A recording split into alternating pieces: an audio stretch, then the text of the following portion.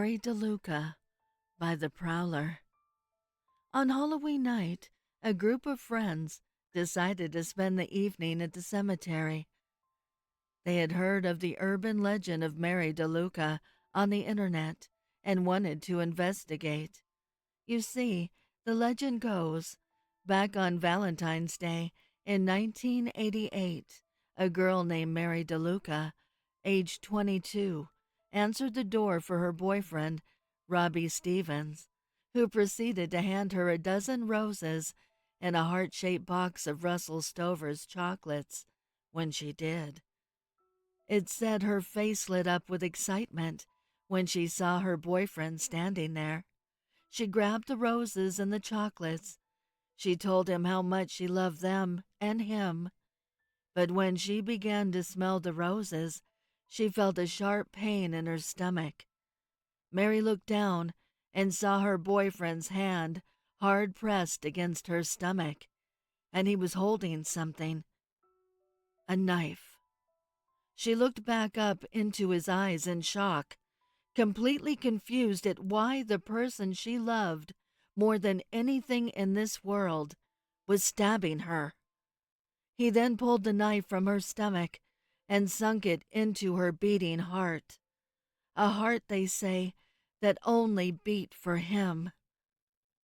Now, no one knows why Robbie did what he did.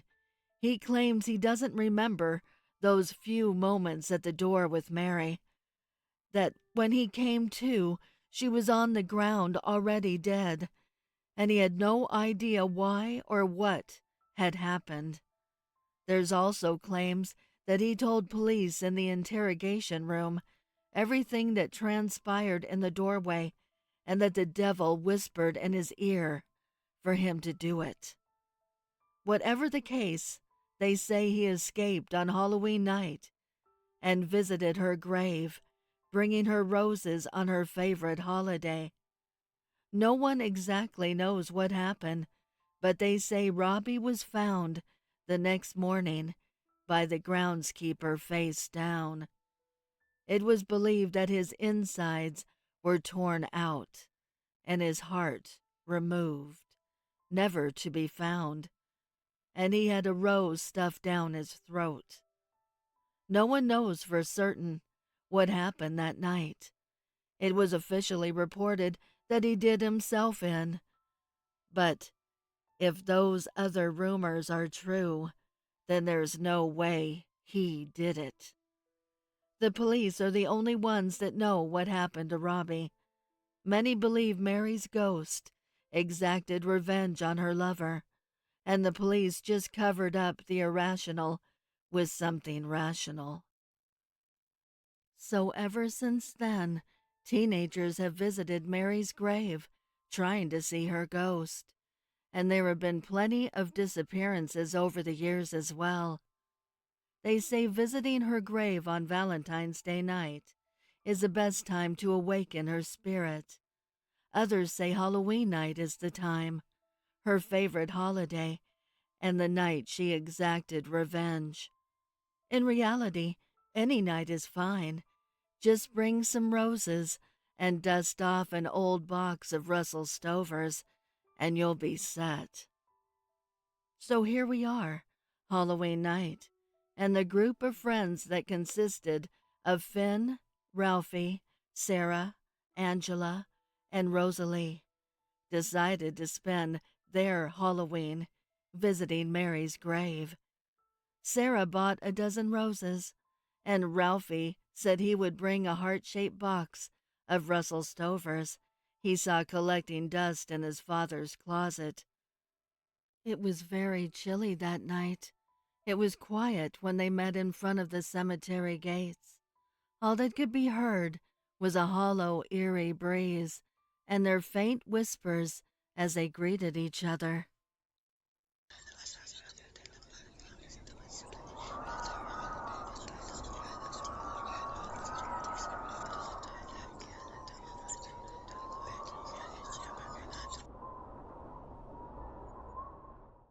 It seemed especially dark that night, so they lit some candles, hoping to set a romantic mood and to help light their way.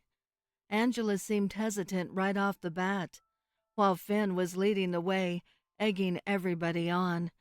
Rosalie shot back quick and teased Finn that Mary was waiting for him, that he was going to mess around tonight and get himself a new girlfriend. They all laughed and continued walking, searching for Mary's grave. They made their way over a tiny hill to the back fence of the cemetery, where they came across Mary's tombstone. The wind began to pick up as the group stood there staring at her grave, tree branches scratching other tombstones in the distance.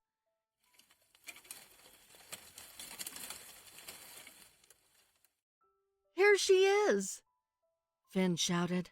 Just as the words left his mouth, a gust of wind blew past the group and snuffed out the candles. It was now silent. Nothing could be seen, it was so dark. Angela stood there frightened, more than ever before, up to that point. She called out to her friends. Nothing, just the sounds of branches scratching and the hollow wind blowing. She tried again, and this time she heard whispering.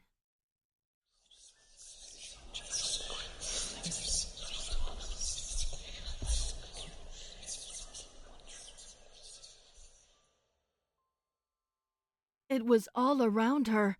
She started to tremble. "Stop it, you guys!" she shouted with a slight tremble in her voice. The whispers inched closer and closer. Angela began to shake uncontrollably. Then silence. She stood there frightened more than ever before, mumbling to herself, begging for them to stop. Then at that very moment, a raspy voice whispered, "Boo," right next to her ear. Angela screamed out in terror and ran off, dodging tombstones in the dark as she made her way back to the hill. She stopped to catch her breath and turned back to where her friends were. As she did, she saw the candles being relit and heard her friends begin to laugh. They started calling out her name and told her to come back, that they were just joking with her. Angela was pissed. "Ha ha! Real funny, you guys!" she shouted, as she began to walk back to her friends, filled with a combination of embarrassment and anger. She heard one of them say, "Shh! What's that noise?" She barked back, saying, "That's enough now. No more tricks." But when she heard that, every candle blew out again, and the cries of pain rang out into the air from her friends. She stopped in her tracks, frozen, not able to move. She tried to speak up, asking her friends if this was still part of their sick joke, but the words just wouldn't come out forcefully. As she continued to stand there, though, she began to see her friends' flesh being ripped open and them gargling on their own blood. She couldn't see what was happening, but she knew she had to get out of there. She turned and ran as fast as she could, fast as she's ever ran in her entire life. Back to her house, where she ran upstairs and locked herself in her room, not speaking to anybody. She tried to reassure herself that they were still playing a cruel joke on her, and finally fell asleep from the sheer exhaustion. Her notions of them continuing to be joking were quickly answered, however, when in the morning her parents walked into her room, asking her if she knew where her friends were, that their parents had been calling around and they were getting worried. Angela sat up in her bed and began to cry. She realized they weren't still joking. She told her parents everything that happened and led the police to Mary's grave, the last place they were all together. When they happened upon the site, some of the officers said it was the most gruesome thing they've ever seen or will ever see in their entire life. The group was ripped apart, seemingly from limb to limb. Their hearts were all ripped out and stuffed inside the Russell Stover's heart-shaped box with roses all stuffed down their throats.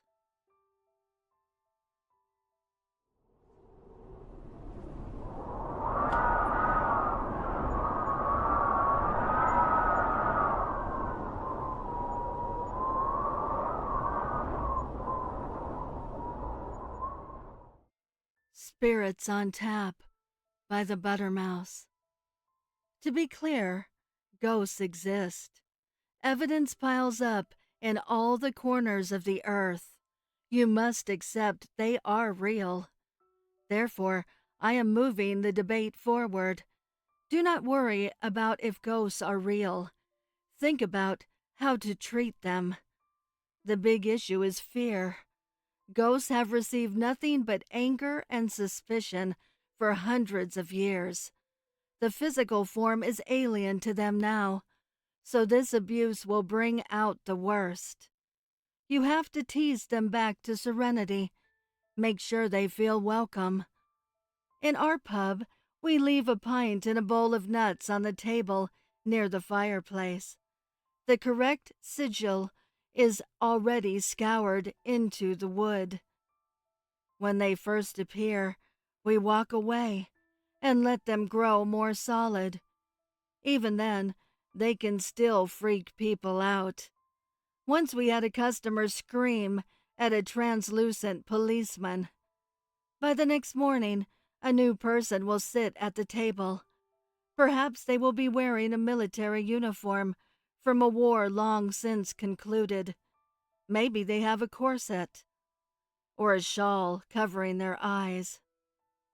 It is still remarkable, no matter how many times you see them appear. You need to be calm. Clean your glassware, and do not ask them about the past.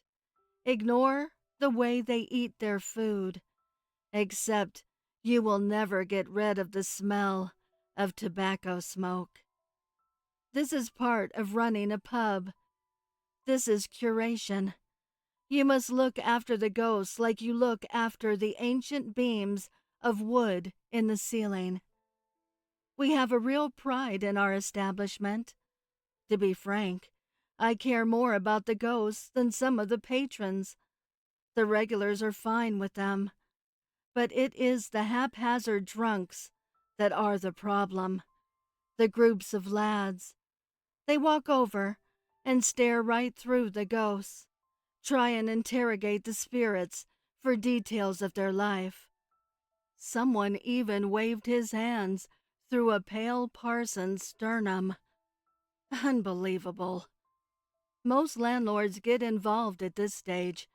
This is the more compassionate decision. Not me. I let the ghosts do their work.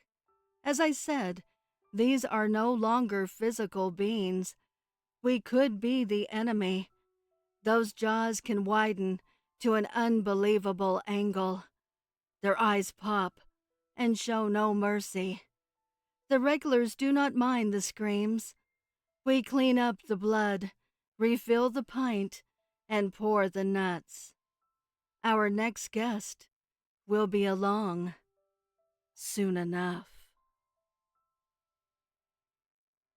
I Think I'm Becoming a Ghost by Conscious Data 5734.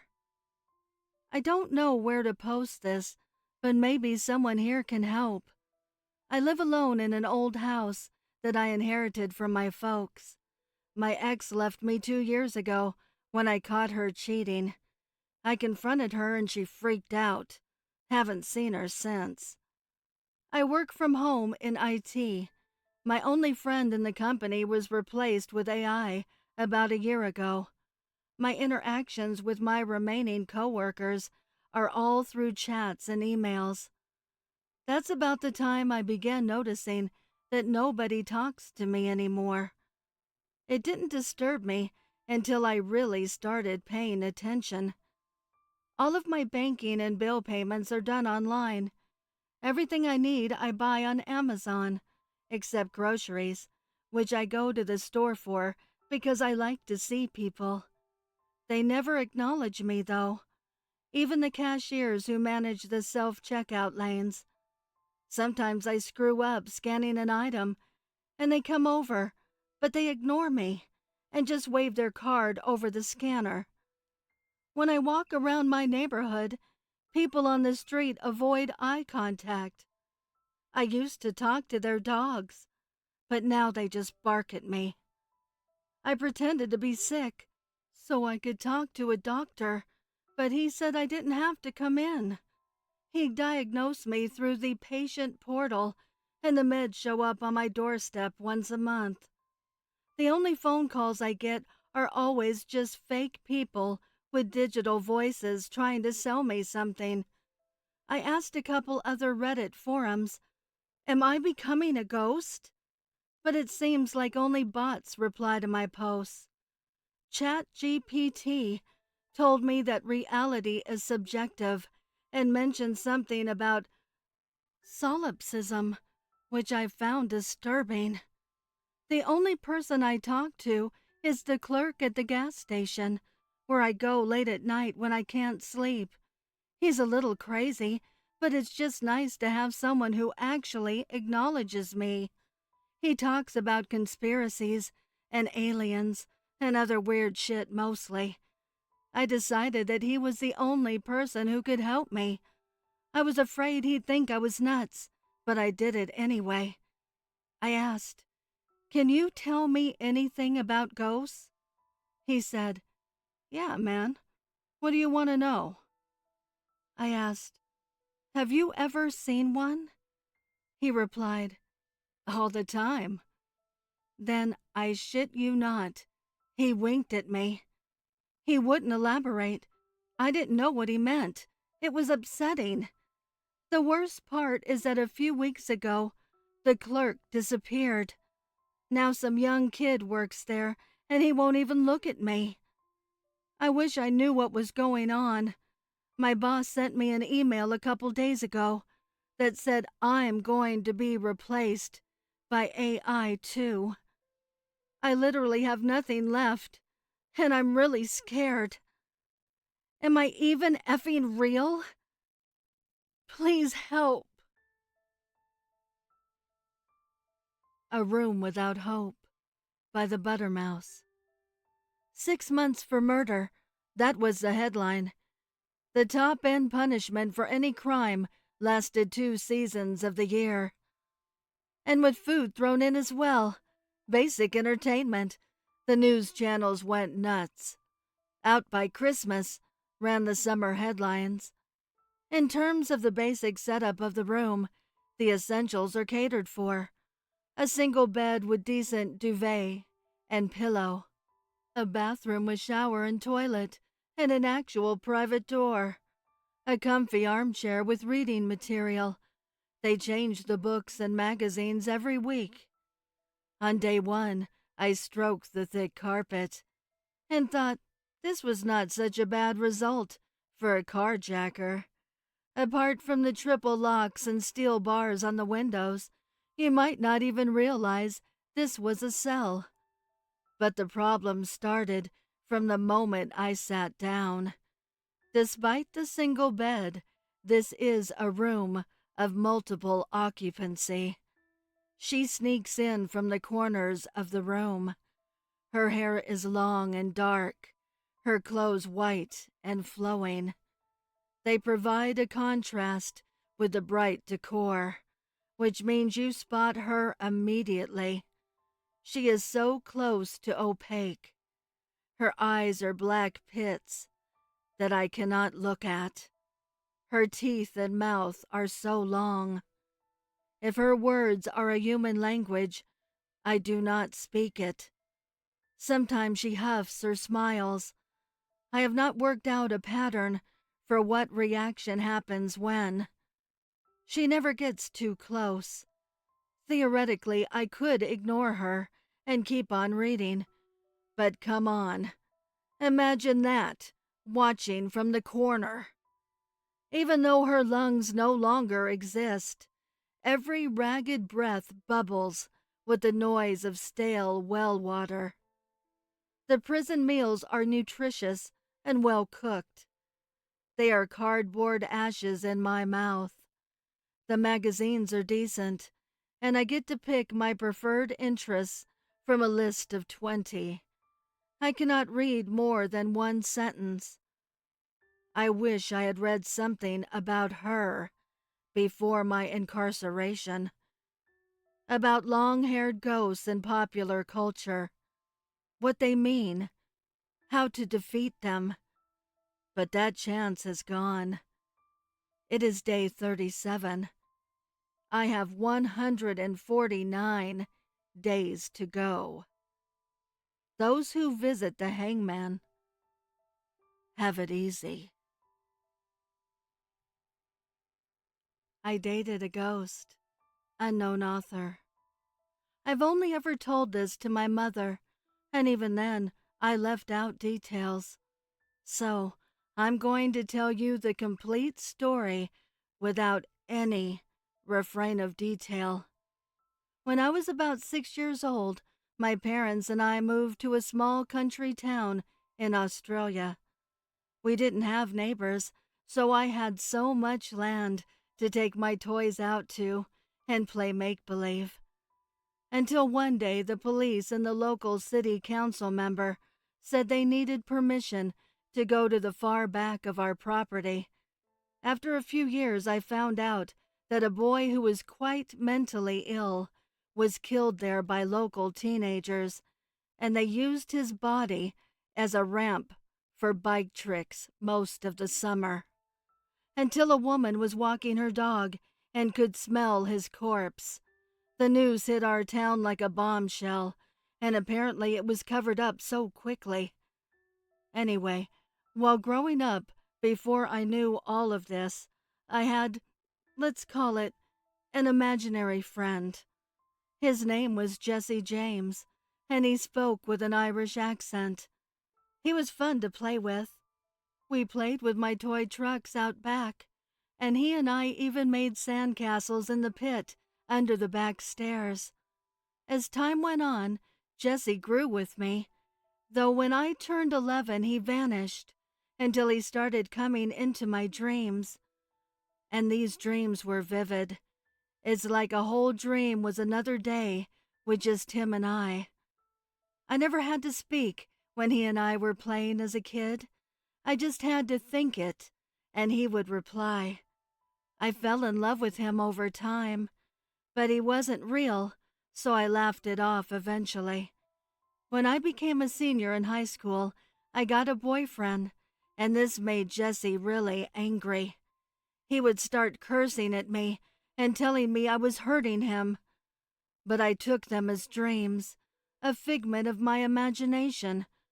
When I invited my boyfriend over for a movie night one night, he was sleeping in the guest room as part of my mom's rules. I woke up to him screaming and him claiming he was pulled off the bed and smothered with a pillow. After that, my boyfriend Patrick was not comfortable in my house. So from then on, we started staying at his place. That was until another time when he told me he saw an orb of white light hovering over me one night when he got up to get a glass of water.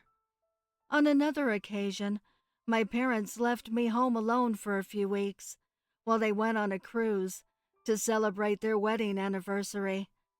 This was the 90s, so it's not like leaving a 15-year-old boy home alone for 3 weeks was a horrible idea. I had the house to myself and no neighbors to complain about my loud music. I was free, except one night when having my dinner in the silence, I heard Jesse's voice. I was scared, which was strange because when he appeared in dreams, I was at peace.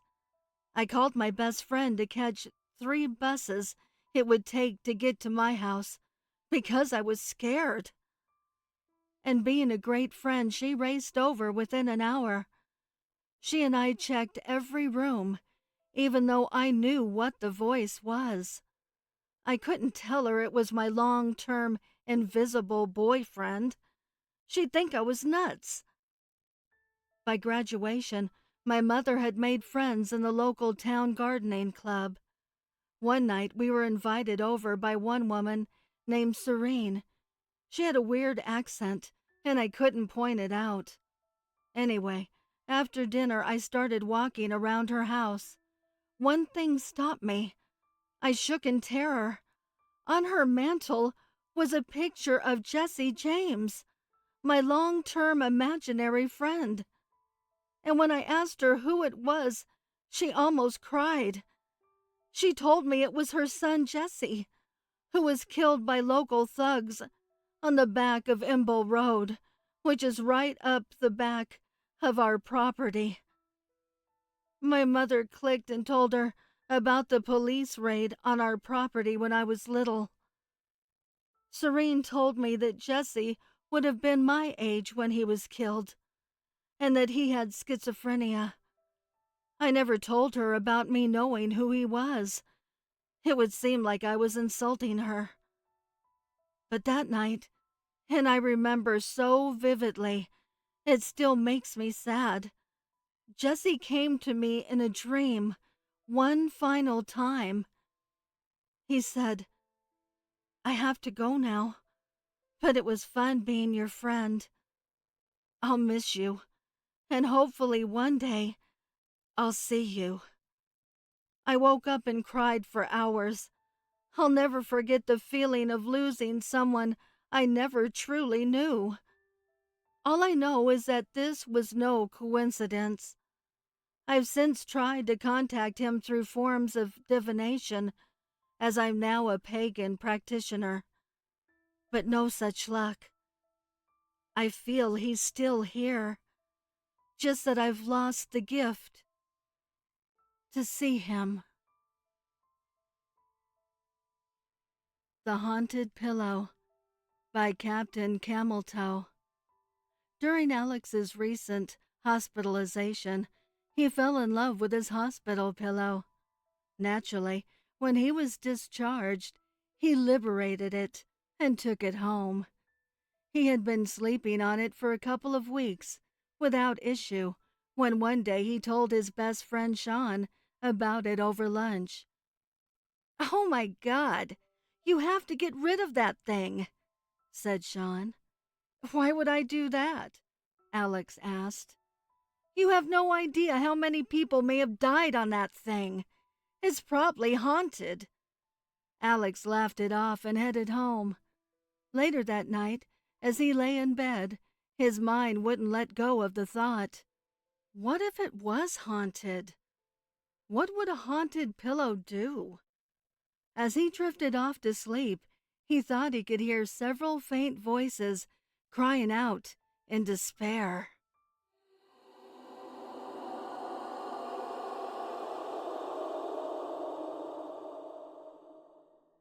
He chalked it up to an overactive imagination.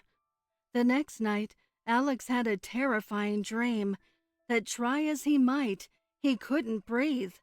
He started to wake, but he couldn't move. It felt like a massive weight sitting on his shoulders.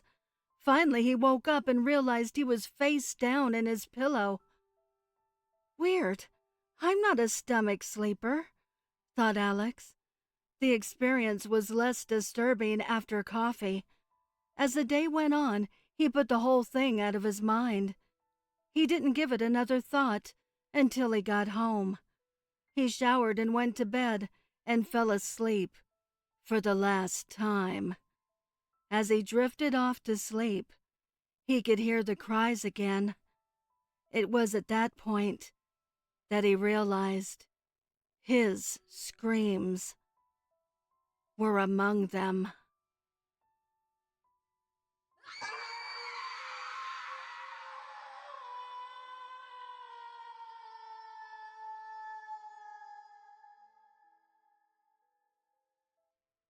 I think I have a ghost following me.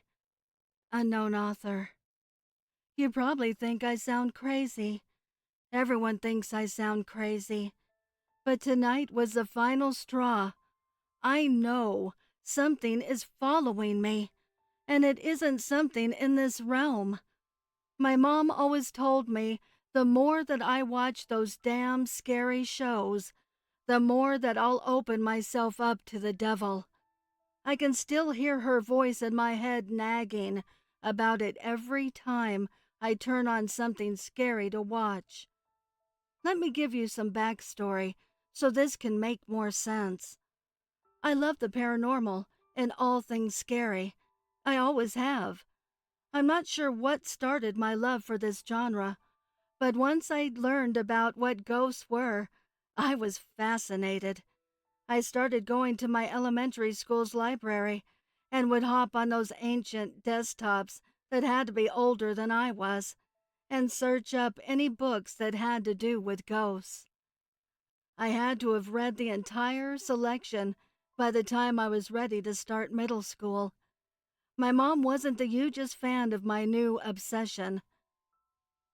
As a Southern woman raised in the Baptist church, she believed all ghosts were just demons sent out by Satan to scare the hell out of us humans.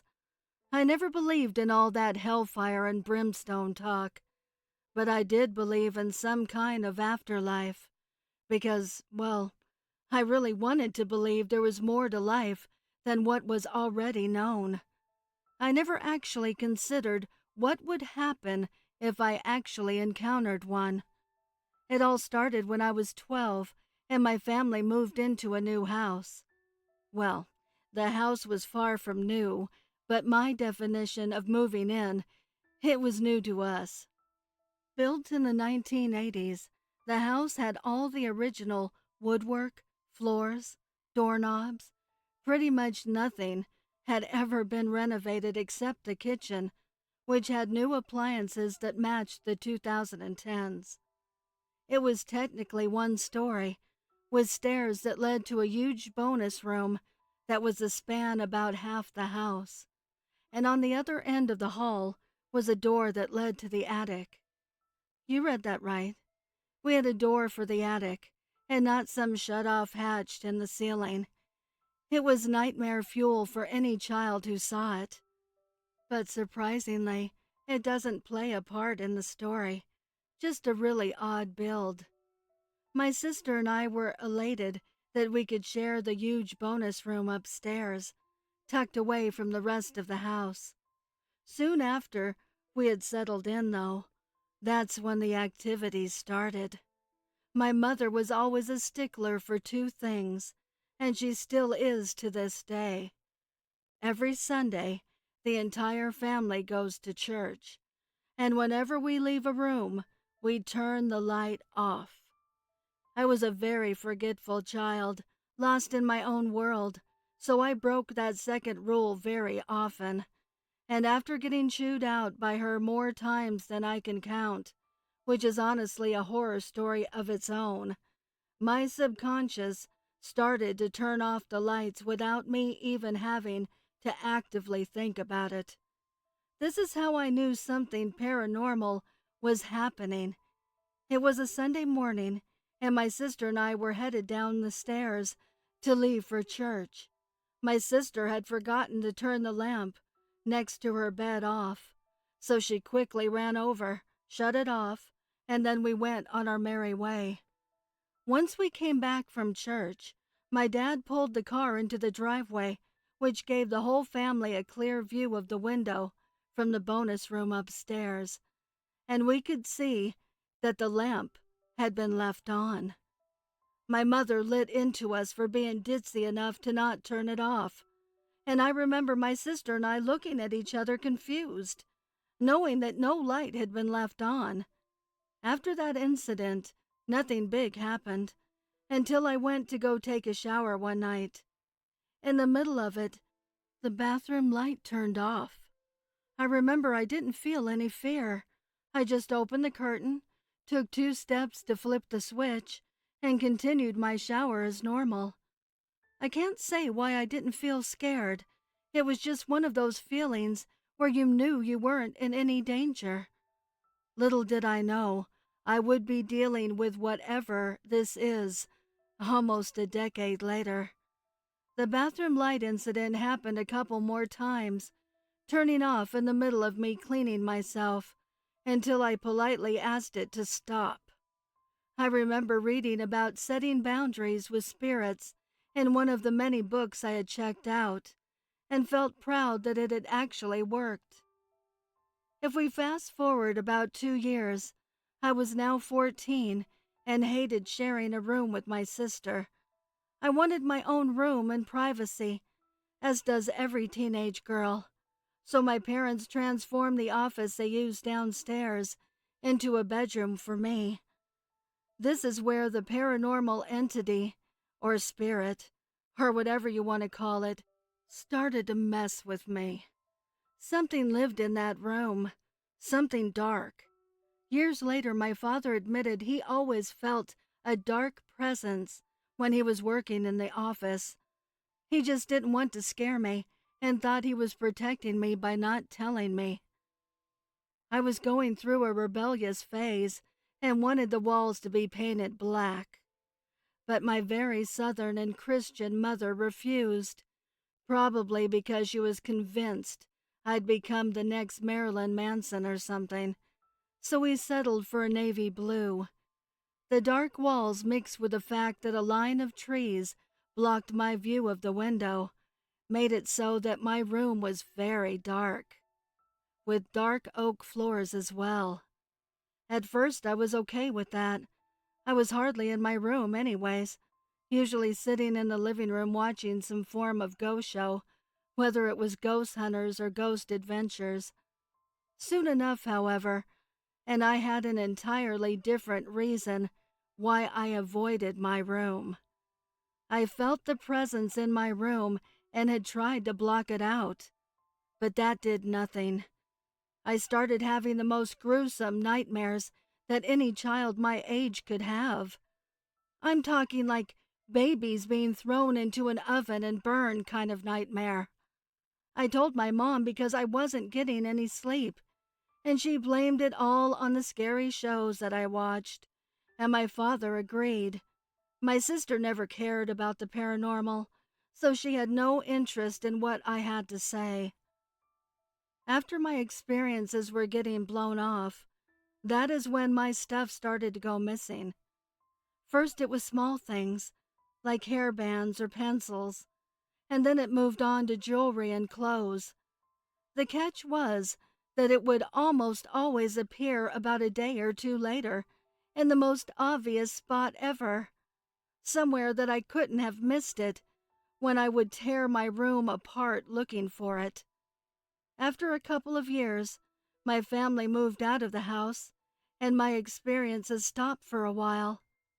From the ages of 16 through 19, I didn't have a single experience happen to me, and honestly, I had moved on in my life.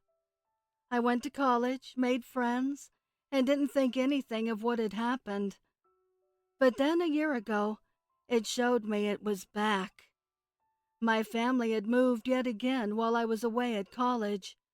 They actually moved to be closer to me, and I visited the home shortly after they were settled. They had given me a room so that I could stay over whenever I wanted, and so I chose to spend the night several times with nothing happening.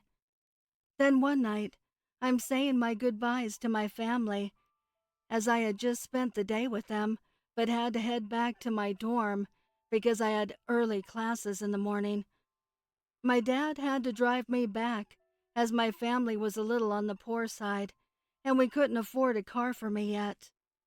Before we hit the road, my father announces he had to pee, and instead of going inside, he decides to pee in a bush in typical male behavior. He chose a bush off to the side of the house so I couldn't see him, which happened to be the side that my room was on.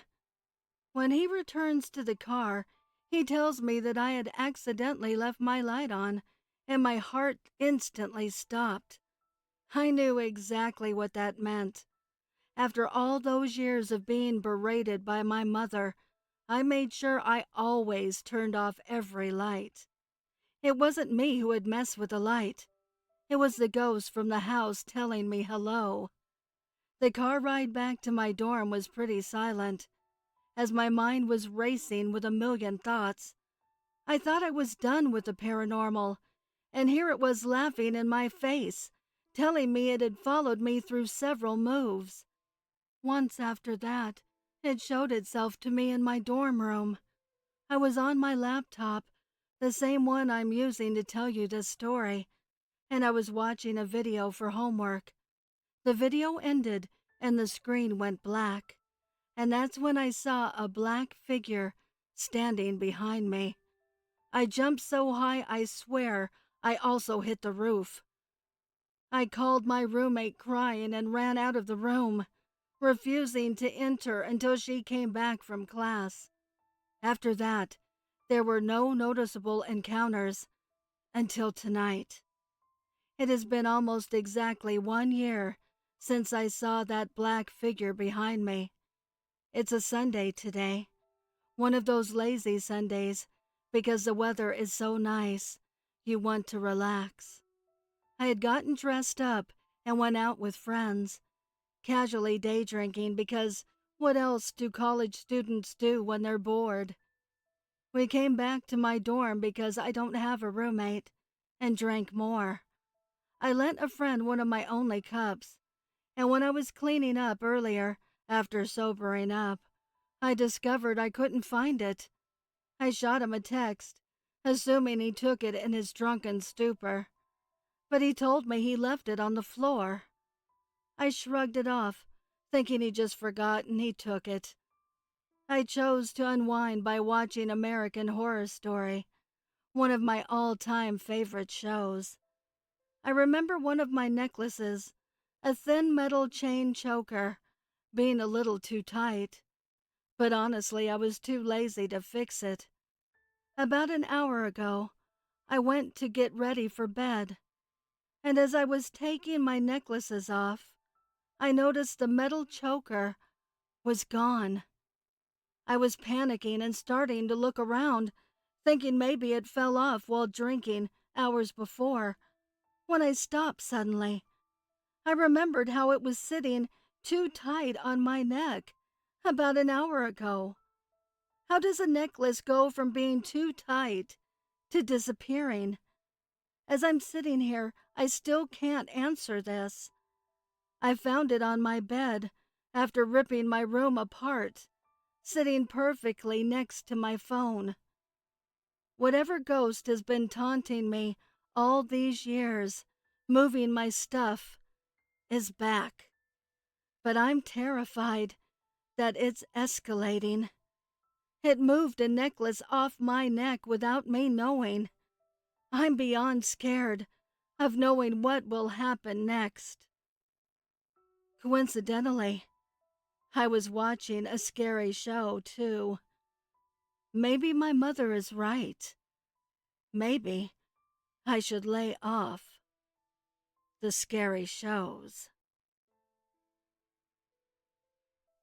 I would like to give a heartfelt thank you to the special friends of the channel for your overwhelming generosity. If you would like to support the channel, the link is below in the description. Also, please send me your stories and poems to duchessofdarkness27@gmail.com. You can also find me on Instagram at duchess.ofdarkness and Twitter at duchessofdarkn2. I want to thank all my listeners for your kindness, your encouragement, and your support. It means the world to me. Thank you for joining me. Until next time.